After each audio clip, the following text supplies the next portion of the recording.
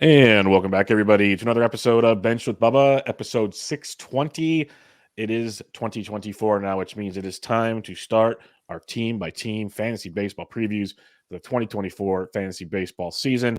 We're starting with the AL East, and we're starting with the Toronto Blue Jays, who 2 years ago, banana land, offense galore. Last year, still a very good team, but some may say disappointed a bit when it came to fantasy. Still good. So it'll be fun to see how this one breaks down.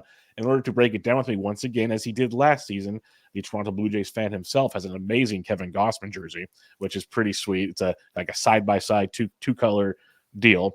You can find him daily recording the Fantasy MLB Today podcast, which is a great one I have had the luxury to be on from time to time. He's also over there at Sports Ethos, Fantasy Baseball, Sports Ethos, the whole cha-cha there. And he's on Twitter at Joe Orrico 99. Joe Orrico, how are you doing, my friend? Bubba, it's great to be back, and it's an honor to kick off the previews this year. I didn't realize when you'd reached out to me that we're starting off your preview. So it's great to be talking about the Blue Jays. It's been a bit of a tough offseason. It's been a roller coaster, but it's always fun to talk about my guys. They're still my team, regardless of if it's Kiner Falefa or Ohtani coming to town. They're still my team, so it's going to be fun to talk about it today. Yeah, you guys learned a lot about the air travel recently, what not to like about air travel, what to like. You basically learned what college recruits do when they see their coach flying a plane somewhere and you get nervous. You kind of had that aspect, and then you got Shark Tanked. So that was interesting. I hope you guys have him like throw out the first pitch one day. The guy, that would be amazing. It's totally like snowball this into something. Maybe when the Dodgers come to town someday, make him throw out the first pitch. I don't know, but one thing you did mention there is it's been like a weird off season here and there. And I'll just preface this for all listeners, for all shows we do. I'll just say it right now. So listen to the Jay show. You'll know we're doing these still early. Technically, there's a lot of moves to be done still. Like I'll never forget, I did the Red Sox with Shelley last year, and like later that day they made a big splash of some sort. I don't remember what it was. That's going to happen a lot, but this is going to get you the preface to get you ready for the fantasy season. The goal is to get a fan/analyst, one of the two, if not both. This works great with Joe. He's both. And just to give you kind of a feel on someone that follows the team a lot on how this works. And so let's first, you said, it's been a rough offseason, or not rough, but just an interesting offseason, I'll say. Let's talk about 2023 just real quick. How do you think that turned out from a perspective of, you could say, real life fantasy, just because the expectations are high with that offense, but it kind of maybe dwindled a bit? Well, we got the best case scenario from our pitching, and we got almost the worst case scenario offensively. And I say worst case scenario, we were still, a top 10 or 12 team in a lot of metrics, even just the basic ones, right? We were fifth in hits per game, eighth in batting average, seventh in on base, 11th in OPS. They weren't a terrible offense, but almost everybody disappointed to some extent. Varsho wasn't quite what we thought he'd be. Vladdy obviously wasn't there. To the extent that we have been expecting. George Springer is pretty much just an average player at this point. So everybody kind of took a step back offensively. And, it did coincide with the pitching. Everybody was throwing 30 starts to a sub-4 ERA. It was beautiful outside of Alek Manoah, who I'm sure we'll touch on. But it kind of balanced out to still being a pretty successful season. 89 wins in the American League East is no small feat. But I think generally speaking, the fan base is kind of tired of the repetition of sneaking into the playoffs, losing a couple games consecutively. In the Bichette Guerrero era, we haven't won a playoff game. So it's starting to get frustrating. It gets even more frustrating when we see the theatrics of this offseason. And as a Giants fan, I think you can relate last year with the whole Correa and Judge mess. It's kind of a similar situation the Blue Jays have been in. And now we're, going after Isaiah Kiner Falefa and bringing back Kevin Kiermaier. So we're kind of pivoting to these secondary moves. And I don't know, you're talking about 2023. It was kind of disappointing. I don't know that they're setting up 2024 to be any different with these moves. We've kind of missed out on the big trade targets in Soto, on Ohtani. I really don't know what it's going to look like for us, but it was a very disappointing 2023 with a terrible end with the whole Berrios being pulled after 3 innings fiasco. It just left a bad taste in fans' mouths. And it's been a bad taste, even worse taste throughout the first 3 months of the offseason. It was really cool in a way to hear Chris Bassitt. He was on the Chris Rose rotation recently, and Chris asked him about the Berrios thing, when he got taken out and what the team kind of felt about it. And Bassitt said the good part about, hey, this is our team philosophy, this is what we've done, so on and so forth. But then he also said, but none of us in the dugout liked it. Like, we were all just like, what are we doing? So it was nice to hear that from the players' perspective. Like, hey, this is what we've done. We trust our coaches, like, okay, this, so on and so forth. But at the same time, it's one of those, like, you kind of throw that out the window at this point in time. We need to, like, run our beast, because you mentioned it. Your pitching staff was outstanding, at least 1 through 4, like really, really good compared to expectations. And maybe that's why they're not making the big moves this offseason, because they're thinking, okay, if our pitching can still be good, to be that good consistently is going to be tough, but still be pretty good. But then you get your offense to get back to where it could be. Maybe there's a middle ground there, because plus the AL East, it's damn tough. It's going to be tough no matter what. You look at those teams out there; they're all fighting. So let's get into some of these players here from a fantasy perspective, and we'll start with Vladito. And you mentioned it was a down year, and honestly, when it comes to Vlad, like, the expectations have always been so high. The dude's 24, still super young. He's going to be 25 this year. He had that monster 2021, an okay 2022, dropped off again in 2023. What are you expecting this year? Because right now, when you look at Vlad, since December 1st, there's been 15 draft champions drafts on the NFBC, and he's going around pick 35 right now. So he's an early round 3 pick with Vlad. What are your expectations for him this year? Because it just keeps dwindling with him. Personally, I think that he'll probably get back on track, but the honest answer is I have no idea. After 2021, we thought that he was going to continue on that same kind of trajectory. We maybe should have read into the minor league parks that he was playing in a little bit more, because I think a lot of people just expected that to be the regular season we get from Vlad every single year. 45 homers, he's batting 310. I think we've kind of had to regress our expectations a little bit there. But even with these 2 quote unquote down seasons, and they have been down seasons, he's still, between a 130 and 120 WRC plus. So you're still talking about 20 to 30% better than the average hitter. Even if you're just looking at 2022 to 2023, he cut his K rate and he increased his walk rate. I still think there's a lot of power in the bat. Like, there's a lot of positive signs here. And the fact that he's only 24 years old still, I mean, he'll be 25 in March to start the season, but the fact that he is still so young, I still have to give him the benefit of the doubt and say that he is still probably going to be able to reach 80 to 90% of that peak we saw in 2021. He was 22 years old. Yes, the parks were easier to play in, but you didn't see everybody else doing that. The rest of the Blue Jays roster was not hitting 50 home runs, batting 310. It was a good offensive season for them, Semien, Springer, Hernandez. But I think Vladdy does have that next level that can still be unlocked. Projections seem to think that he is going to have a great season. Steamer's the only public system that's out right now. 36 homers, 7 steals, and a 285 average. If he hits that, I think we're all going to be pretty happy. One thing I do want to mention with the projections, though, is once we have this season completed, and let's say that it's another mediocre season from Vlad, projections tend to take the last 3-year sample size. So we'll have 2021 excluded from that going into next year's projections. And I wonder, let's say Vlad hits 25 homers, bats 270 this year. Is he still going to have those lofty projections going into next year? And I think this is kind of the year where he's going to set the bar going forward. If 2024 is a 40 home run, 300 batting average season, I think we're going to be like, okay, he has arrived. He's finally hit his stride. If it's another down season, then I think we're going to probably have to take those expectations and regress them another level and say he's not going to be his dad. He's not going to be a 320 hitter who's going to hit 500 home runs or close to it. There's a potential for it, but this year is really a make or break year for what his expectations will be going forward, in my opinion. It's a great point on the projections, because we all love them, we all utilize them, we all use them. It'll be interesting to see, like, what the bat comes out with, because they do a lot of different factors, and then you have ATC and some others. It'll be interesting to see how that plays out, because the 3-year average thing is a very common thing. Like, they weight them differently, obviously, but they're still involved, like you said. So it'll be interesting to see how that works. Like, and then looking at the ADP, he's the 5th first baseman off the board after Pete Alonso, and then it drops off a couple rounds. Like, it's a big drop off. So it's kind of like, do you trust Vlad, or do you just wait for the next tier? That'll be fun to see how that keeps unraveling as draft season goes on. Let's go to another teammate of his, Bo Bichette, who, back in 2021, like you mentioned, the Jays all went off, different stadiums, awesome stuff. But the big thing with Bo that year, 25 steals. Like, he burst out on the scene in steals, even though many said he doesn't steal much in the minors, like he's not going to steal, but he did. It was great. Then it dropped to 13, last year to 5. I know he had some injuries in there, but 20 homers, still hit 306, which was great to see. Best batting average since his small rookie campaign in 2019. What's your expectations for Bichette this year, who's technically the 8th shortstop off the board with ADP around 38?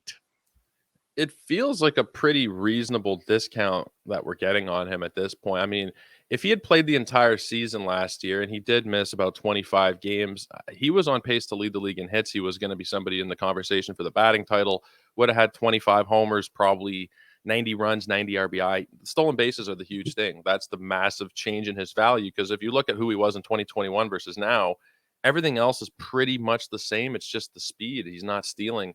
And I think it was a bit of an outlier 2021. Even after that season, a lot of people were talking about how the sprint speed wasn't so great and it was expected to come down. I don't think anybody expected it to come down this much, to the point where he's almost, I don't want to say a nothing, but 5 steals in 135 games is pretty much nothing that you're getting from your shortstop. So I don't think the steals are really coming back. The projections think he'll go for double digits again. The Steamer's projecting 12. He might get there, but I think realistically, you have to say he's probably a single-digit steal guy who's going to give you 20-plus homers with great counting stats in a good lineup, and he has a potential to compete for the batting title. He's always been close to a 300 hitter. He's a 299 hitter in 2,300 plate appearances, so that seems to be pretty stable. He's not the biggest OBP asset guy if you're playing in an on-base league, but in your standard 5x5 roto league, I think that Bichette comes at about a 2-round discount compared to last year, when realistically last year we weren't really expecting a hell of a lot of stolen bases from him anyway. So I don't think that it should be too changed in terms of our expectations for Bichette. But now we're getting him a couple rounds later, so I can definitely be convinced into taking him. His ADP right now in December, 37.8, call it 38. I can take a chance on him in the middle of round 3 there and get a solid stabilizer across 4 categories, especially if you got somebody who you're pretty certain of steals in the first couple rounds. You take a Corbin Carroll, you take Bobby Witt Jr., and you're getting a huge boost in batting average and everything else with Bo. So I think in the right build, he makes a lot of sense. If you're taking guys who, you're taking a Matt Olson in round 1, Corey Seager round 2. Bichette probably doesn't make too much sense in round 3 there, just based on the roster construction. But it's hard to fault what you're getting from him there at that price, I think. Yeah, it's why an interesting kind of comp, and people might say I'm out of school here, but Corey Seager, he's not going to run at all. Like, you're getting maybe 2 steals if you're lucky. Like, it's probably closer to 0 most seasons. Batting average is legit with Corey. We know that. Power's probably better than Bichette. That's pretty safe to say. But the injury concerns are there with Corey every year as well. And Corey's going to pick like 20 compared to 38. It's just it's a topic of conversation. Let's put it that way. I think everyone leans Corey Seager still. I'm not going to deny that, but I agree to an extent that I think we're downplaying Bichette a ton compared to recent years. The other argument, and this is why I mentioned Seager, is a lot of people still think you have to get your steals at shortstop, which there's been some data that shows you probably want some from shortstop. That's pretty nice, but you don't have to. Like you said, if you build your roster the right way, it's not as big of a deal. So be interesting to see where that ADP continues with Bichette, especially if he starts out hot in spring training. That could be a big difference. George Springer, you mentioned he's kind of an average player. He's going to be 34 this year. He's getting old. He went 21-20, most steals of his career, hit 258. He also played 154 games, the most games since 2016.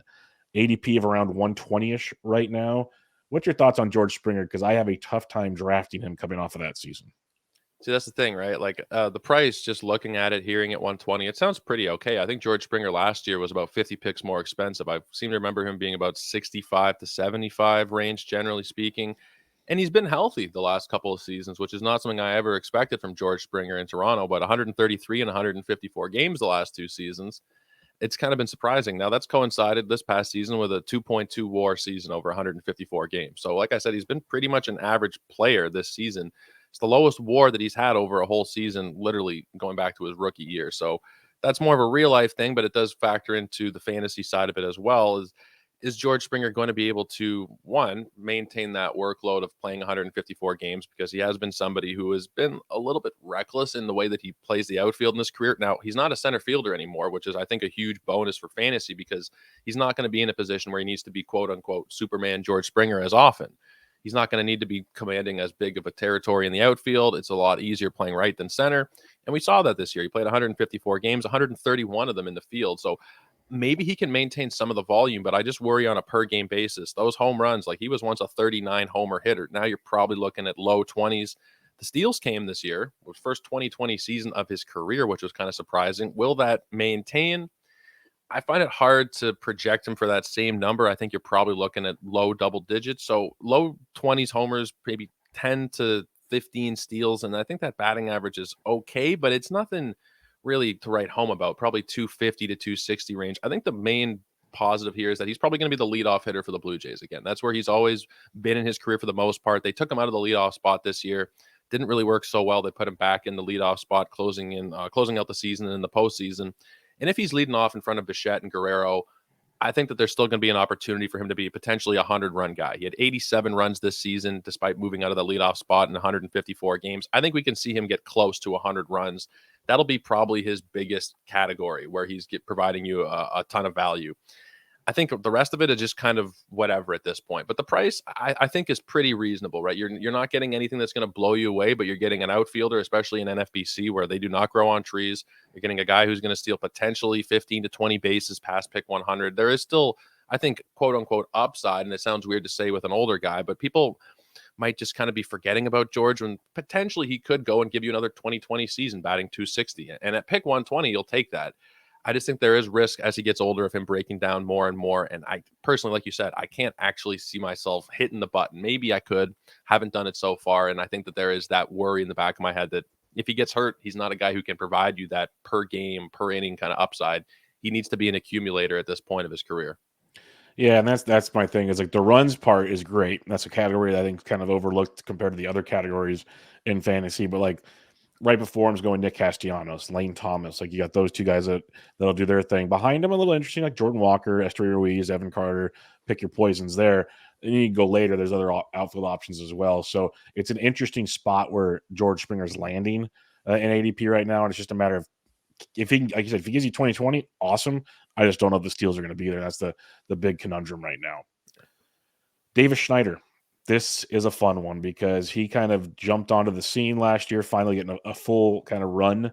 Was really hot at times, really cold at times, then really hot again, then really cold again. It was because for a guy that rostered Davis Schneider, I experienced the highs and lows of the Davis Schneider game very, very well.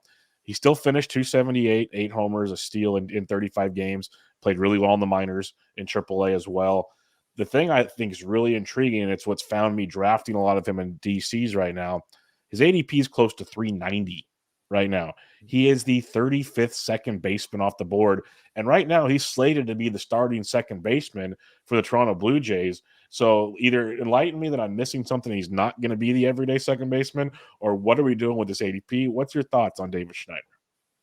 No, I think he is the everyday second baseman as of right now. And you made a good point off the top that there's still 3 months of the offseason left to go. And I pray to God that this is not the final version of the Blue Jays that we go into the season with. So there will be some changes, whether it's another pitcher brought in, another bat, whatever it is. Maybe it's a Ballinger, even though I think that ship has probably sailed. But whatever happens, I think Davis Schneider is pretty secure in that playing time at second base. I don't think that there's going to be, and as the roster is currently constructed, I think they're kind of done with Espinal. I think Kiner Falefa, the money they gave Kiner Falefa kind of does scare me. And I think that's kind of, he's probably going to end up at third base. But if they sign Chapman, which is still a possibility, he probably takes more of the second base role, I think, there. And then maybe Schneider would lose some playing time because the money they gave Kiner Falefa, I don't know, they want to put him on the bench. But, that's projecting a few moves that may or may not happen. As of today, which is all we can really go off of, I think Schneider is the everyday second baseman, but the numbers are very hard to comb through. If you look at what he did in August, he batted 426 with 6 home runs over his first 57 plate appearances. And then in September and October, he batted 174 with a couple of home runs. So it did balance out to an okay stat line, but he really, really, really ran cold there. He was, the opposite side is he was as hot as anybody in baseball. He was the number one fantasy player for a couple of weeks there. He might have even been the number one player in August, considering what he did. I just don't know that you need to, and you don't need to really, but let's say the price moves up and up and up, which as we get closer to spring training, I don't think it will. But if the Blue Jays don't make any more moves, there might be people who have that same thought process that you had of why is Davis Schneider going so late? And we might start moving him up and maybe it goes 100 picks up.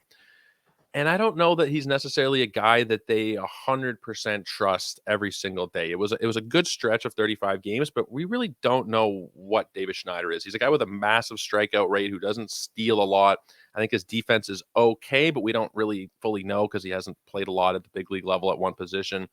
He's a confusing case. He is truly a confusing case, but I think if the price remains anywhere where it's currently at, end of the 300 range, you can't really go wrong. DC, or even if you're talking about your standard fab league, you take a late second baseman in Schneider, and he might end up being somebody who plays 120 games for you. gives you 15, 20 homers, is able to steal a couple bags. At that point, he could end up being valuable. But I just think there are so many unknowns right now. And the fact that the Blue Jays, I think, are still going to make some moves. He might end up being somebody that does get displaced. I don't think that his playing time is 100% secure as of today. I'd like to think that it probably is, but he's a really, really tough player to analyze right now. Yeah, that's it's a conundrum. I just look at that ADP and I'm in. If it goes up, I could definitely be concerned. And obviously, I'm saying I'm in a DC. That means he's like my second baseman. He's not even my first one. So Yeah. it's a nice backup piece to have per se, looking for at bats and whatnot. Now it gets a little more interesting as we go down the list here. Daulton Varsho, you mentioned how he kind of underachieved. We all kind of knew average was a bit of a concern with Daulton, but you expected, maybe a 2020. That's what it was, the appeal as a catcher eligible guy. He's outfield only now, the going forward, so that definitely lowers appeal with him. The projections still like him, so that's the interesting part. But ADP of around 209. What's your thoughts on Daulton Varsho? Yeah, I'll take a chance on him there. A 2020 potential guy with even, he had 27 homers in 2022. Projections say he'll go for 25. So even if you're getting like 22 or 23 homers, 15 or 16 stolen bases in an outfielder, at that point of the draft, I have no real problem with it. And that's kind of like the baseline, I think, for Varsho. This was a terrible year for him. He had 20 homers and 16 stolen bases. So worst case scenario, he does that again for you. That's probably worthy of about the 200 pick, even if he doesn't improve. And I think, it doesn't always work like this, but first year in a new place, he's a young guy. There are struggles that you see. And even with guys like Trey Turner, Francisco Lindor going back, first year in a new destination, you can struggle. And it's usually tied to a massive contract, but we tend to disregard the human element a lot of the time. I saw this with Lucas Giolito, and I didn't even realize this, that he went through a divorce and a lot of personal stuff this year. So it's just like another thing that you have to kind of consider when you're evaluating a player. And I think we kind of disregard the effect that it can have on a young guy, 26, 25 years old, who gets traded. So I'm going to give him a little bit of slack for the first season in Toronto. We saw how incredible he was defensively, arguably the best defensive outfielder in baseball. And I think that you give him another year to settle into Toronto, he'll probably slightly improve. And that's all you really need at this price. You don't need him to go 30-30. Even if he goes, like the projections are calling, 25 and 16 and bats 240 in that lineup where he's probably going to be right in the middle of it, probably giving you 150, 160 runs and RBIs put together. I'm definitely in at that price. It would be real nice if he still was able to get 5-10 games in at catcher and keep that eligibility. But even as an outfielder, I'll take it. I'll take it where he's going, right? You're getting him 150 or so picks later than last year. There's obviously a reason for that, but I think I'll be in at that price. Yeah, it's an interesting way. Like the way you said it makes me a little more intrigued by him. I've kind of been ignoring him a little bit, and that's by a fault of mine. But if there is the 2020 upside at that point in the draft, there is at least something to it because as you fall down the draft board, everyone's got a wart. They're not going to give you 5 categories. So try to find the stuff you need to build your team. That is interesting. You mentioned the catcher potential for Varsho. I don't know if we'll see it. It'd be fun. Let's talk about the catchers in Toronto. You got Danny Jansen. You got Alejandro Kirk. Obviously, you said there might be some more moves because right now they have Jansen DHing and Kirk at catcher. Don't think we see that every day. We might. Jansen has shown the ability to hit when healthy. When healthy is the key word with Danny Jansen. And it seems like he's the priority at catcher due to his defense. Could be wrong. At least that seems how playing time is played out when both are healthy. Kirk had a rough start to the year, but did finish nicer. Like they just kind of remember the Kirk of old. One's the 20th catcher off the board. One's the 22nd. Jansen, Kirk. So they're going right next to each other. How do you look at this going into 2024? Well, I don't think that they're going to be adding any more catchers. At least I hope not. They had, what's his name, Heineman here and there last year when Jansen got hurt. And Jansen probably will get hurt, and maybe that will lead them to want to have at least a catcher that is a viable backup that they have on the AAA roster, or maybe even a guy they carry as a bench piece in case Jansen gets hurt, because the guy cannot stay healthy. He's played the most games he's ever played is 107, and that was back in 2019. And it kills me. It kills me on a per game basis because this is a guy who could be a 30 homer bat. He could be doing what Cal Raleigh's doing if he stayed healthy. And I know it sounds kind of crazy, but 17 homers in 86 games. I'm with you. His talent's there. The talent's there. I mean, he's a classic catcher, except he doesn't really strike out like the average catcher. He's more of a 20% K rate guy and close to a 10% walk rate. He could legitimately be an incredible asset. He's projected to bat fourth in this lineup. I mean, I hope that he's not batting fourth, but if he is, If the Jays just stand pat and don't bring in anybody else, then you got him in a great RBI spot behind Guerrero, behind Springer, behind Bichette. If he's healthy, and I know it's a crazy thing we're always talking about, but we have no idea if he's going to be healthy or not. Do I want to make that investment in a guy who's played 6 seasons and only 400 games? Probably not, but considering the price, and you're talking about the 22nd catcher overall off the board, it's not a huge investment. He's going 259 overall. I can get behind Danny Jansen as my C2. If he gets hurt, then catcher, I'm not somebody who typically is going to draft a Real Muto and a Will Smith anyway. I'm typically going for the lower level catchers. If I can strike gold with Jansen at pick 250, 260, then I'll take a chance there. Now, if he gets hurt, I'll try and replace him on the waiver wire. There will be guys that come up throughout the year. It's not going to be a deep position, but I think I would take a chance on him there, right? There will be a year where Danny Jansen plays 120 games, and will it be this year? I have no idea. But when he does, he's going to hit 25 homers. He's going to drive in 80 runs. He's going to bat 245. And then everybody next year is going to jump in on him. Yep. Maybe this is the year where we can get in a year early potentially, because a lot of the injuries last year, he was getting hit by pitches. It was kind of fluky. At a crazy rate. It wasn't like this was something, the arm kept giving out on him or it was the knees. He kept getting hit by pitches and he kept getting hurt, broken hand, broken wrist, whatever it was. So there's a more fluky element to it than he is injury prone, even though you can maybe argue it's a bit of both. But end of story, I think I would probably take a chance on him here as my C2. I wouldn't want him as my C1. No, C2 is, C2, I think is a good price for that right now. 100% on Jansen at C2. I like him a ton. I'm with you. Like every year I write him up for the Black Books. I write all these catchers up and I look at his numbers. And like you mentioned, you look at even his quality contact metrics, all these things. The fact he doesn't strike out a ton at catcher. There's a ton to like about what he brings to the plate. It's just, it's tough to bring that to the plate when you're not playing. So that's the conundrum, as you mentioned. But the skills are there, and knock on wood, he's healthy right now. So I'll go to battle with him. And you can stream catchers at catcher too all year. So I'm cool with starting with a Danny Jansen. If he runs hot, you're way ahead of the game. If he gets hurt, you move on. What's your thoughts on Kirk, though? Because we know the skills are there. There was a kind of a letdown to an extent, at least in the power department this past year. But they're still plugging with him. We know the skill set's great. But what can we expect from a guy like Kirk? You're still getting a pretty high batting average floor from a catcher, and you're talking after picks 260 here.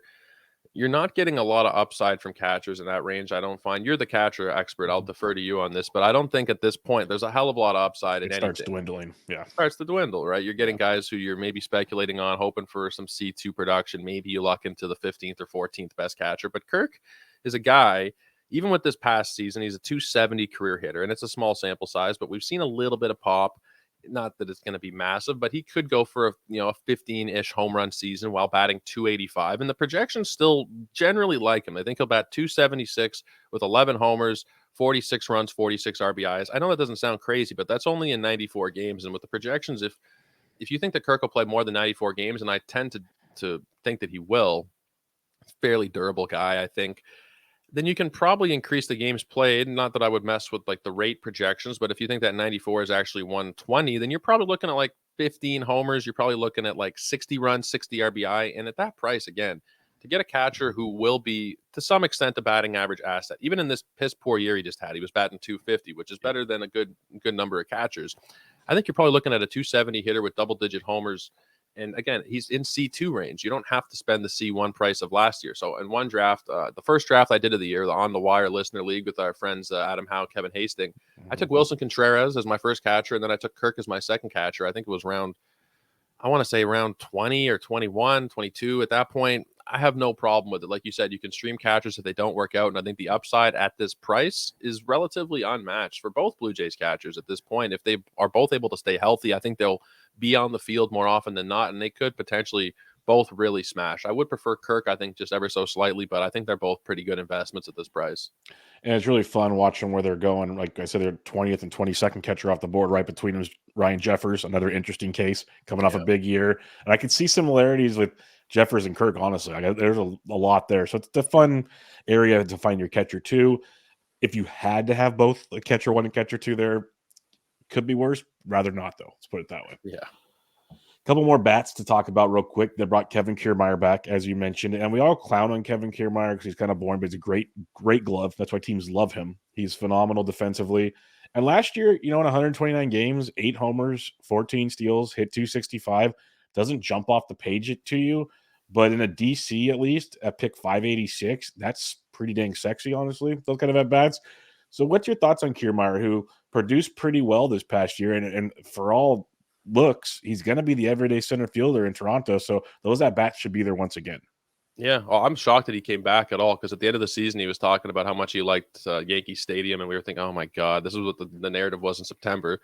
But here he is. He's back in Toronto. They gave him a nice contract, and he will be the everyday center fielder. I think it's kind of weird that they have such a great defensive outfielder in Varsho, and they decided to bring back Kiermaier and put Varsho off to a corner. They're both incredible defensively, so I guess I'll take it. It's just kind of a weird roster move. It almost, from a real life baseball standpoint, it almost screams of a little bit of desperation on the Blue Jays' part because Varsho should be a center fielder.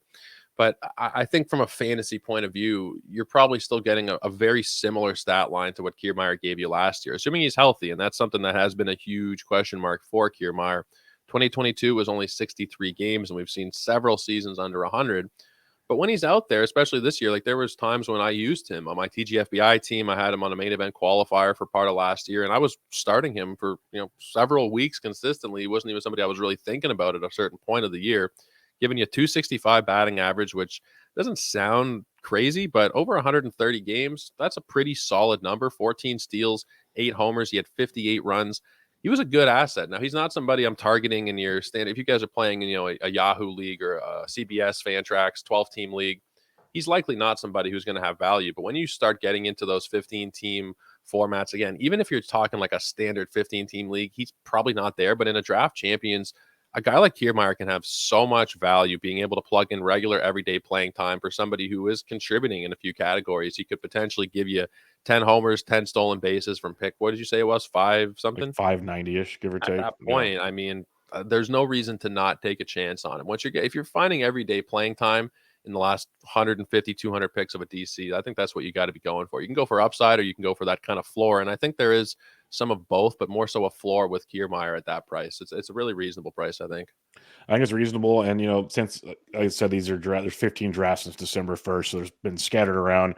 He's gone as high as 500. It's probably after the signing. Still, to me, not a bad price because you're looking for at bats late. So I definitely circled Kiermaier as a guy later in drafts that could appeal because they're boring. But as people that play draft and holds, DCs or 50s or whatever, those are huge at bats as the season goes on. The last hitter I have for you here is Spencer Horwitz. He's just an interesting one to me. We've seen he's going to be 26, 27 this year. He's 26 this year. We've seen him produce in the minors, especially in the batting average department. Powers kind of is what it is. What are your thoughts on him this year? Are they going to give him run? Is he worth a look? Like right now in DCs, he's got an ADP of 713. He's gone as high as 553 though, so somebody really liked him. But he's got a 700 ADP, give or take. So what's your thoughts there? I think that he's more of a bench bat who maybe with injuries could have a potential for some regular playing time. If you look at what he did in the minors last year, it was very impressive. He walked more than he struck out. He batted 337. He had 10 homers and 9 steals. When he came to the big leagues, it wasn't a bad transition. It was 15 games. He had a home run. He batted 256. But I just don't see him as of right now. And again, I think that the Blue Jays are going to make more moves and probably get more depth because that's a huge thing. Like when you have Danny Jansen projected as your 4-hitter, Kevin Biggio 5, you need some more depth on the roster. I think the Blue Jays are going to do that. And that'll just push a guy like Horwitz a little bit farther down the depth chart. He's projected for 39 games from Steamer. That's probably about what you're going to see, honestly, in the 30 to 50 game range is just kind of an injury fill-in as somebody they could stick maybe a couple different positions on the infield. Maybe they stick him at DH or he can fill in for one game. I think he can play a little bit of outfield. So he might just be one of those guys who is just sticking around on the major league roster, not really a fantasy relevant guy, but somebody who is from a real life point of view, going to probably do a lot more than fantasy. I just can't see him being somebody that, unless there's an injury, really becomes that relevant. If there is an injury and he gets regular playing time, he's shown the potential for high batting average that he can steal some bases. But as of right now, I can't really get too invested in Spencer Horwitz. Yeah, that's kind of the feelings we've had the last couple of years with him. The skills are nice, but playing time is suspect. Probably better real life than regular. But I guarantee you there'll be a time this year where we talk waiver wires for the week, and somehow Spencer Horwitz will be worth a couple bucks because he'll be like a week where he gets to play or something. So someone just keep an eye on in your deeper formats. Let's head to the bump. Let's talk about it. Kevin Gausman. What a season yet again. Honestly, I'll say yet again because this has been, I'll say 4 straight good seasons, 3 really good seasons in a row, back-to-back gems in Toronto. Making 31 starts back-to-back years, 30 or 31 or more in 3 straight years is damn impressive in this era. The ERAs, the ratios are great. Strikeouts improved this past season. And right now, he is the 4th starting pitcher off the board, ADP at 27 or 6. Sorry. What's your thoughts on Gausman? Can he do it again? I know you're a big Gausman fan, so do it. You can take your homerism if you want. That's fine. He's just a guy that's done it consistently now for 3 straight years. Like I said, what's your thoughts on again for Kevin Gausman? Oh yeah, you're gonna hear some Blue Jays homerism coming in over the feed right now. I'm obsessed. I am absolutely obsessed. You mentioned that jersey that I got. It was a giveaway that they were doing down at the Rogers Center one day, where they were just giving these things out for free, and it's like a half blue, half white jersey. It's mixed the home and the away, and it's like the splitter, right? It's a split jersey because Gausman's got that ridiculous splitter. So very cool thing that I have that I brought out to Arizona. I love that jersey, but Gausman is just ridiculously good. And I don't think he gets the credit that he probably deserves for one reason or another. He was kind of a late bloomer. I think guys in Toronto, it's almost a little bit harder sometimes in Toronto to break through sometimes. I don't know. Maybe that's just like the Toronto little man syndrome here, just kind of compete with the American press. But I find that if Gausman was doing what he was doing right now in a Yankee jersey or as a Red Sox or as a Dodger, then people would be talking about him a lot more because he was 3rd in Major League Baseball in pitching WAR last season, behind Strider, behind Wheeler. If you look at any of those supporting metrics, any of the ERA indicators, he was 4th in xFIP. If you look at FIP, then he was 3rd. If you look at strikeout minus walk rate, he was 2nd only to Strider. Like, there is a lot to really, really like. And like you said, this isn't like one fluky good season from Kevin Gausman. This is 4 in a row if you want to count the shortened season, and there's no reason to not count the shortened season. This really started once he came to San Francisco. Before that, he was like a 20-ish% K rate guy. He goes to San Francisco, 32% K rate, and he's been able to maintain that 29, 28, 31, elite strikeout minus walk rates every year. He's able to give you those supporting metrics that tell you this isn't just, he was randomly good this year. Everything was in line with that 3.16 ERA. So I think that Gausman can do it again. I see no reason not to. If there's any concern, it's the high BABIPs that he's allowed in Toronto based on the infield grass, based on the balls taking some weird hops. I shouldn't even say grass. It's turf. It's artificial turf, which is a reason why Kiermaier partly thought that he wasn't going to come back here, just because as you get older, the turf is a bit harder to play on. There's weird bounces. And that has contributed to a really high BABIP for Gausman each of the last 2 years. 363 in 2022 was one of the highest marks ever, and 321 this year. And yet you're looking at a 335 and a 316 ERA. So even with the bad luck, he's still been that good. For me personally, he's my number 2 starting pitcher in my rankings behind Strider. And I know that Cole is right there as well. I could flip-flop him with Cole, but for me, he's at worst the top 3 starting pitcher in baseball, and he is well worth the ADP. I know he's creeping into the second round now. Yep. And I think that's honestly worth it. I think I would take him at the back end of the second round. You could start your draft with Acuna, Gausman, and somebody else, potentially. Like, I'm there every single time. Yeah, I'm becoming much more interested in Gausman. The more I look into, the more I hear people like you and others talk about him. Bloomfield's huge on him. Like he was big on him last year. We just did our top 20 show. He kept pounding the Gausman drum, so it makes me like have to open my ears a little more to what's going on. And I guess I'm just always hesitant of, I always say it's like, they did it. Can they keep doing it? Well, I did say, and you mentioned 3 straight years, he's done it. So like, what are we waiting on? It's impressive to see with Kevin Gausman. Let's go to a couple guys now that maybe have been a consistent, maybe not so much. And I want to talk about Jose Berrios because this is a fun one. I wish I would have taken more of my own advice last year where I kept saying, everyone hated on him because he had such a horrific 2021 or 2022 season. It was just bad, bad, bad. And everyone just kind of dropped him off the ADP world. And I kept saying it was a bad season, but he still threw 172 innings, still started 32 games, had 12 wins. He's been the model of consistency before that season. You mentioned, kind of a new team. He got traded in his first full year there, bounced back in a big way in 2023. Looked like the Jose Berrios of old. Was beautiful to see.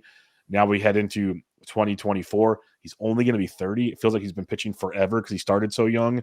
And you're only paying a price tag of 169-ish, give or take. He's right behind Carlos Rodon in front of Christian Javier.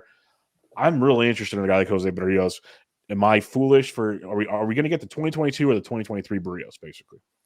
See, I think the 2022 Berrios is the clear outlier, right? And I had a big fight with Nick Pollock. I shouldn't say a fight because you can't really even fight with Nick. Nick's the friendliest guy in the world. It's a slap fight at best. We were disagreeing about Berrios, and I guess, the Toronto homer comes out at me again, but I was thinking, like, he can't be this bad again, right? Even if he's not going to be, the Cy Young candidate like he was a few times in Minnesota, he's not going to be a 5.23 ERA bad again. And he had a 4.21 xFIP, he had a 4.55 FIP. He was slightly unlucky. I didn't think that he'd bounce back to this extent, but I think the writing was on the wall that it was going to be a slight improvement, at least for Berrios. Now, I wasn't thinking we'd get a 3.65 ERA. Wasn't thinking we'd get a boost in the K rate to the extent that we did after how bad it was in 22. But he came back and he was pretty much the same Berrios that he always was in Minnesota. So I have to be more inclined to think that that's who he will continue to be, right? He's not an old guy. Like you said, he's only 30, which is really surprising, honestly. I thought he was 32, 33. But he came up when he was only 22 years old. So, yeah, he's been around a while. I think that he's probably the guy that we always thought he was. If you look at the ERAs every year, 389, 384, 368, 4, 352, 365, that's probably what you're going to get in the 375 to 4 range. Probably fairly average strikeout and walk numbers with a pretty decent whip of probably 1.2. I think he's just one of those innings eater. You see those memes, the innings eater guy, whatever. That's Jose Berrios. He's going to be able to give you 180 to 200 innings, and 200 innings is something he has done before, and he's also hit 192 a couple times. He was 189 this year. He's going to eat a ton of innings, and in that range, I think that that's a pretty reasonable price. Like you mentioned Rodon, who I like, but there's a lot of risk there. Christian Javier, also a hell of a lot of risk there. He was a tale of two seasons guy. Berrios was pretty consistent this year, and if you are looking for that stability, you hear guys like Dave Potts and Steve Weimer talk about, like, just finding those guys later on down in drafts who are the consistent, boring veterans that people just kind of will pass up, and people will look for the hot new toys and the Tariq Skubals and the Royce Lewises of the world. And there's guys like Berrios who's going fairly late, who's going to be able to give you a lot of volume. And it might not be sub 3 ERA, but if you're getting a 3.75 ERA over 200 innings in round 11, I mean, I think I'm going to be signing up for that every single time, honestly. Yeah, I'm usually very much on the team boring side of things. So it's interesting. I think it's the strikeouts that kind of get people dwindle away a little bit there, but Yeah. so be it. Like I'm cool with those ratios. Like build your team differently early. Get the Gausmans, get those guys that you can suffer, I guess, a quote unquote suffer a strikeout dump. Let's talk his teammate Chris Bassitt. Similar thing here. Not a big strikeout guy, but you want to talk consistency in the ratio world?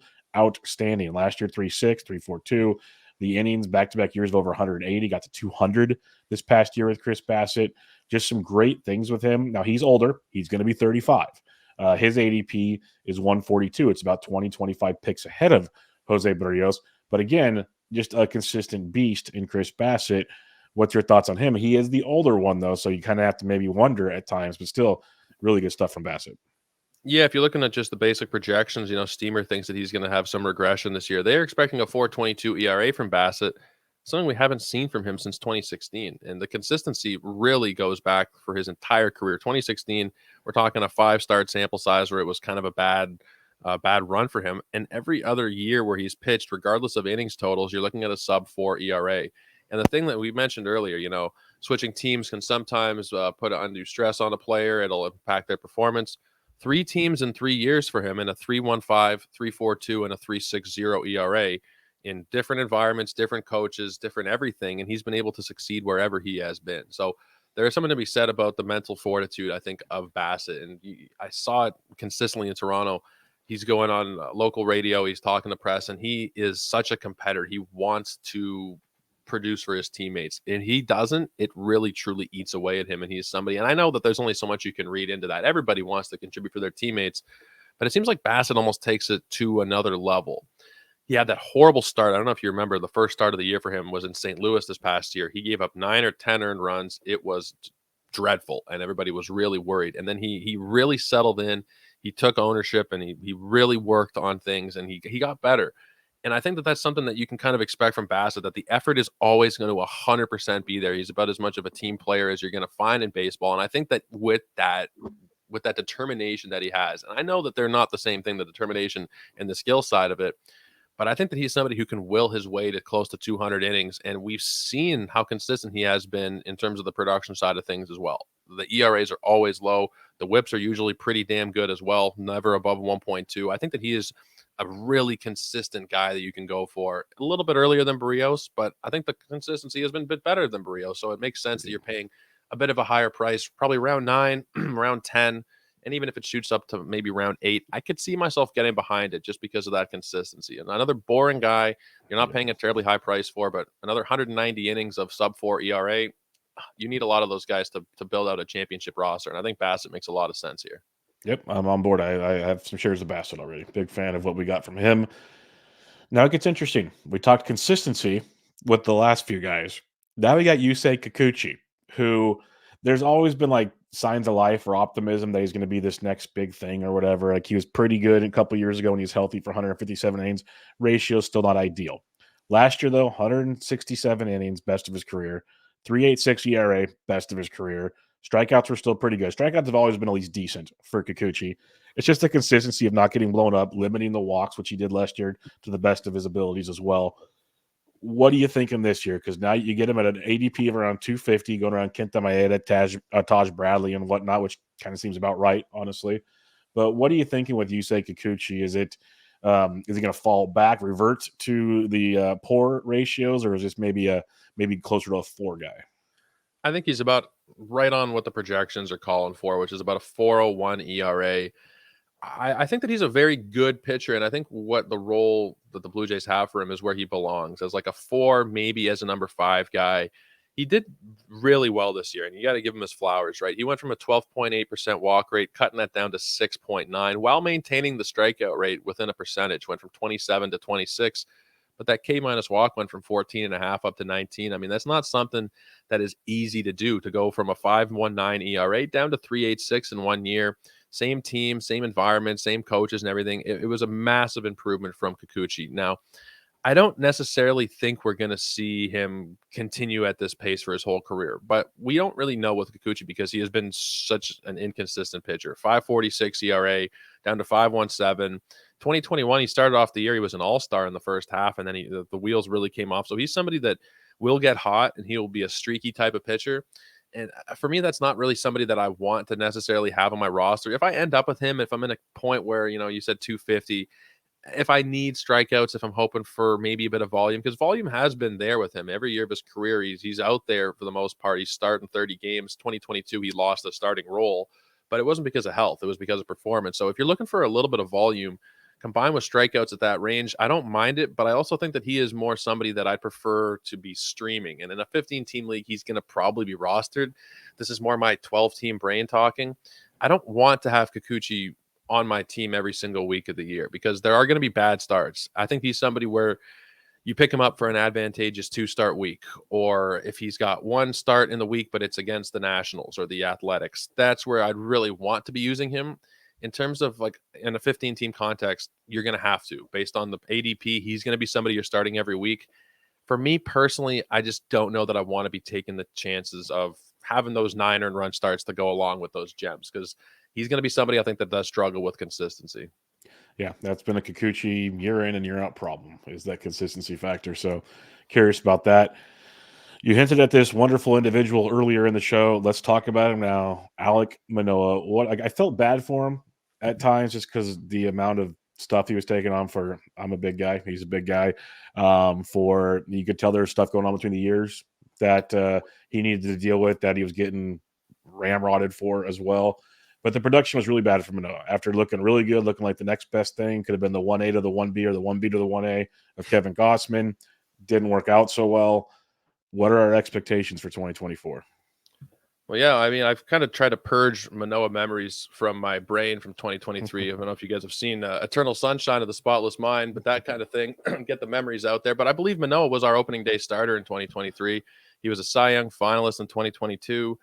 And there was some people that were projecting some regression for him, right? I mean, there were people who were saying and Steamer did a pretty damn good job last year of projecting pitchers that were going to come back to earth, and he was one of them. Now, I don't believe anybody if they would say that they were expecting a 6 ERA from Manoah coming into the year, because that was an absolute worst case scenario. But I don't think that he is that bad either. We saw over his first 2 seasons, he was outrunning his supporting metrics, right? He wasn't actually a 2.24 ERA level pitcher, but he certainly wasn't a 6 ERA either. I think that he's somebody where he did struggle with the pitch clock. He is a big guy who didn't want to, or maybe didn't want to is not the right way to put it, but he wasn't somebody who was capable really of speeding up his delivery, and he did struggle with the pitch clock. And now that they've taken a couple more seconds off of it, I don't really know that that's going to do any good for Manoah, but he needs to get right between the ears. Like you mentioned, there was talk when he was optioned to Buffalo. God, I forget when it was now, July or August, and he didn't want to report. He didn't want to accept the minor league salary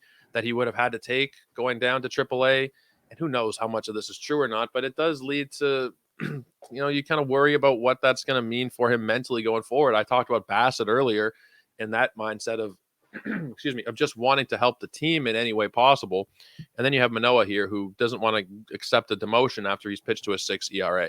So as of right now, I think he's a number 5 starter on the team, but he has a very short leash. If Manoah goes out in April and he has 3 straight bad starts, I don't want to say he's DFA candidate, but like we're heading down the path of him not being a Blue Jay for a long time if he is not able to get his mentals right. And I think he'll start the year as a number 5 starter, but I don't really want to be invested in him so much. If it's a draft champions kind of league, I don't really want to have Manoah on my team the whole year necessarily, or at least I don't want to commit to that to start the year. I'd rather go for him in a fab league where I am able to cut him because I do think there's a chance that the bottom really does fall out. Now, the price isn't expensive at 370, but it's expensive enough where, if you're talking a draft champion, I like to split them in half. That's the first half of a draft champion. So it's still a reasonable investment, first 25 rounds.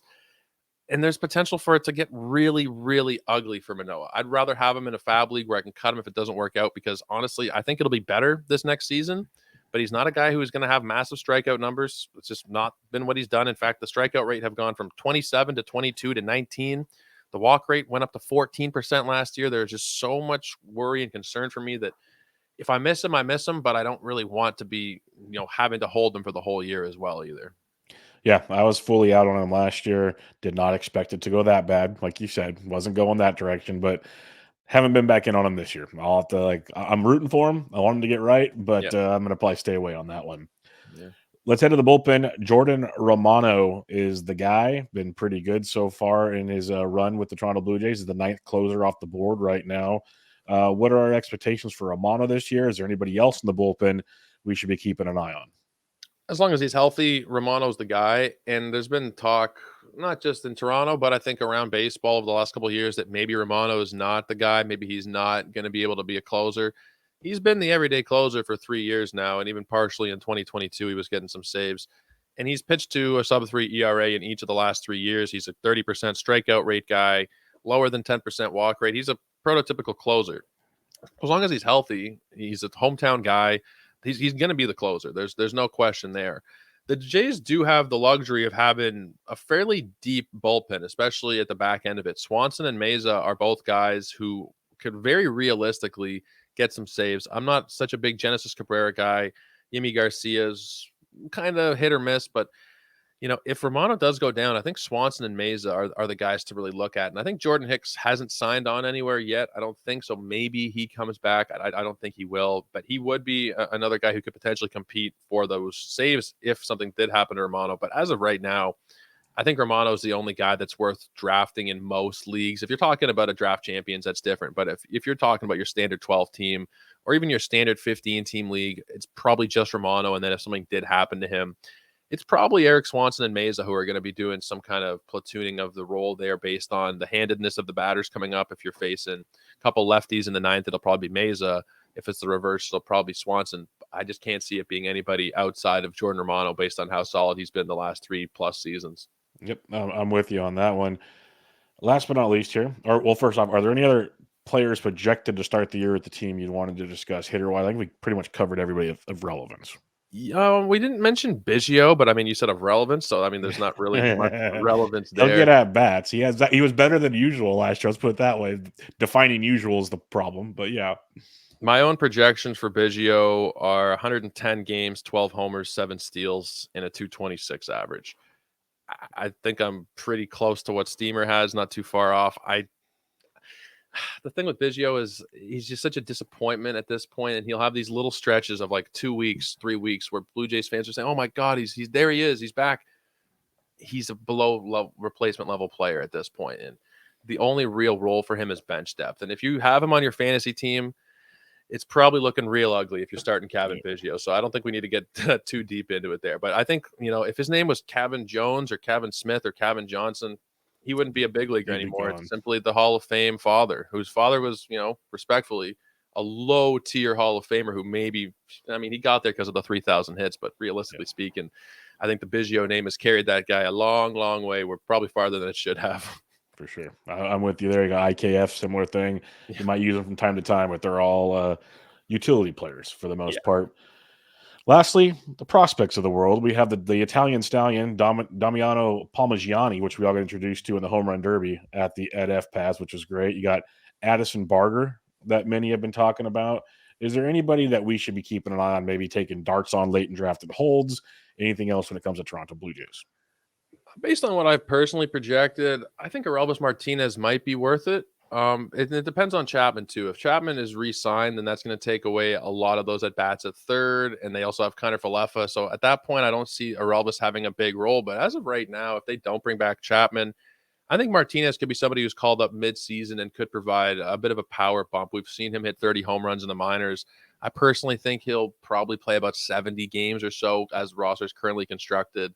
And again, that will probably change, but I think as of now, you could probably bank on maybe 70 or so games for Martinez, 10 to 12 homers as a midseason call-up. I think Barger probably will be closer to a September guy if we see him, who's still got, a pretty decent fantasy profile. Barger could be a guy who comes up and gives you 5 homers and 5 steals over the course of maybe 6 weeks or so.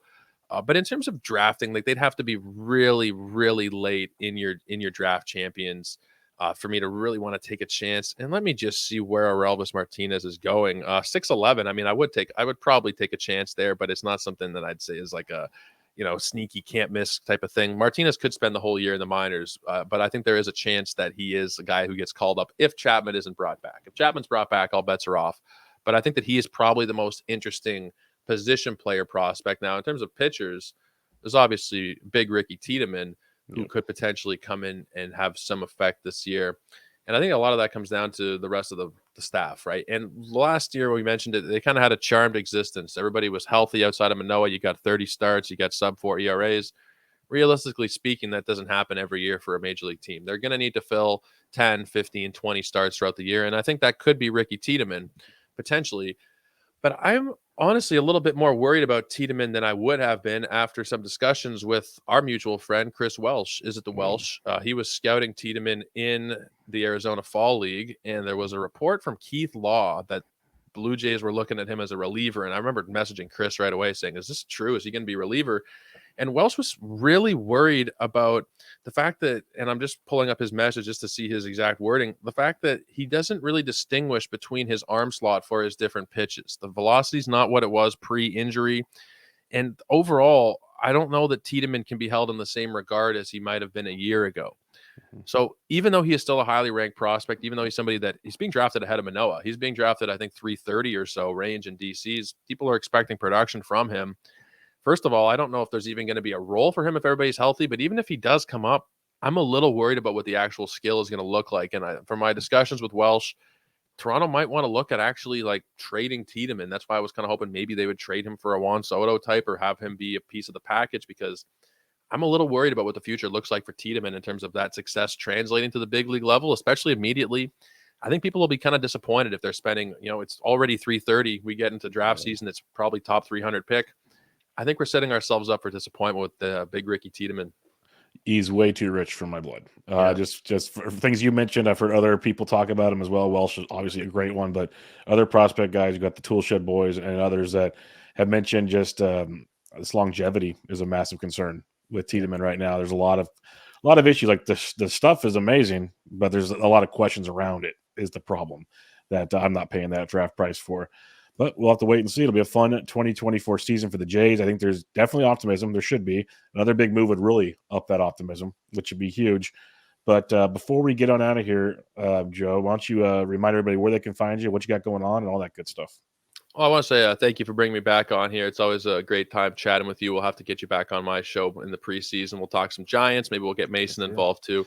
Always a great time talking with you guys. But you guys can check out my work over on Twitter or whatever.